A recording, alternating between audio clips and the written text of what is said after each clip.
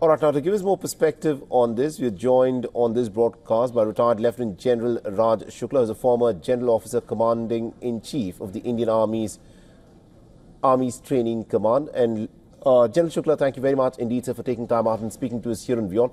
Now, the question that I want to ask you is this, besides the sale of the helicopter equipment worth about $1.17 billion, India, interestingly, is also signing deals with France for about 26 new Rafale M fighter jets and 3 more Scorpion-class submarines. How do you think this will add to India's naval arsenal? Well, thank you for getting me on your show. Now, these deals that you referred to, the 26 Rafale M3 Scorpion submarines, and I'm also told a major maintenance, repair and overhaul facility, MRO facility, to service French aircraft in India.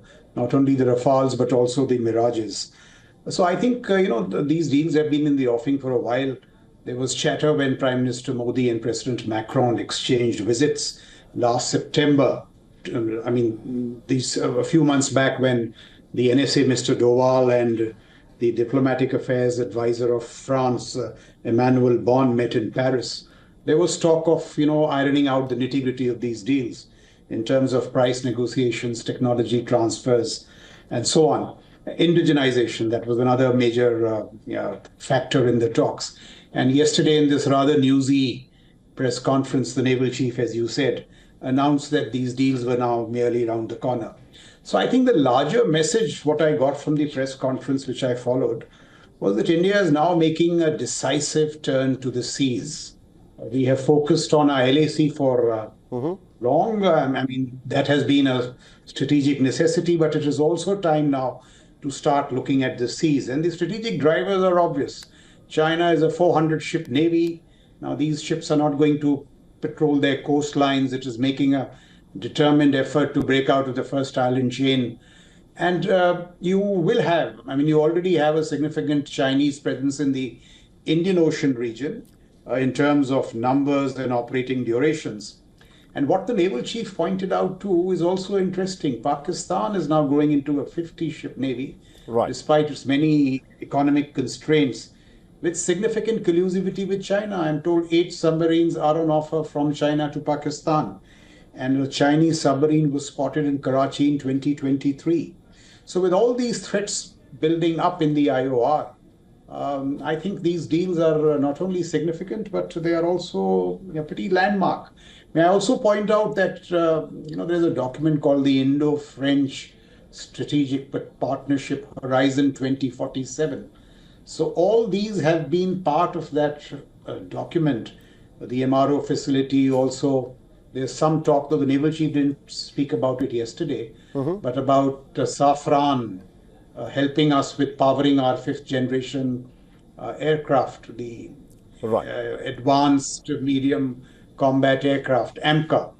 So I think pretty significant and deep cooperation with the French in line with the traditions of the past. The Mirage 2000, the Indian Army's rotary wing fleet, the Aleut, which was called the Chetak Cheetah. So I think the Indo-French strategic partnership is doing well. It's on, the trajectory of the past, and it's in line with the need to meet strategic challenges in the IOR and the broader Indo-Pacific.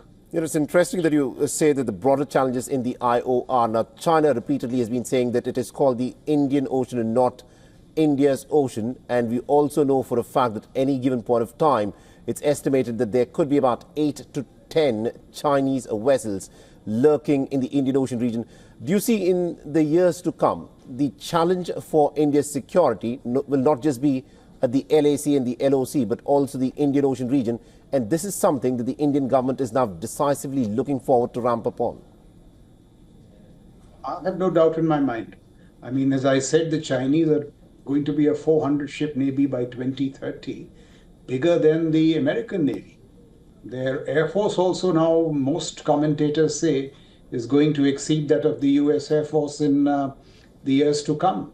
They have a very potent instrument of long-range precision, their rocket force. Their strategic support force is looking at AI enablement across these domains.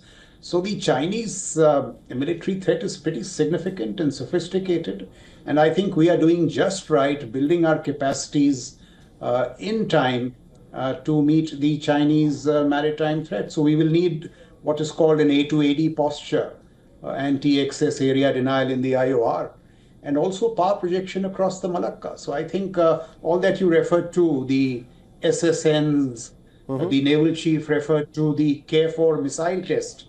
Now that is very significant because that K4 missile test will complete the nuclear triad, strengthen our nuclear posture. We already had these two triads on land and in the air, and now on the seas. So it is necessary signaling to our adversaries and competitors in the nuclear domain. The naval chief also spoke of the anti-ship hypersonic missile.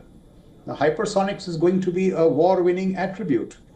And the other part that he spoke of, indigenous capability. Now, that is a big challenge. Right. Where he spoke of 62 ships plus one submarine being built in our dock. These two SSNs that you referred to.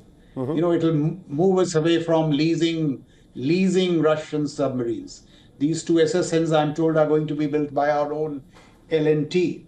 So these are all very significant steps in terms of indigenization. So the Indian Navy is now enhancing its reach, growing its profile, indigenizing, and also becoming technologically enabled. So I think pretty good steps.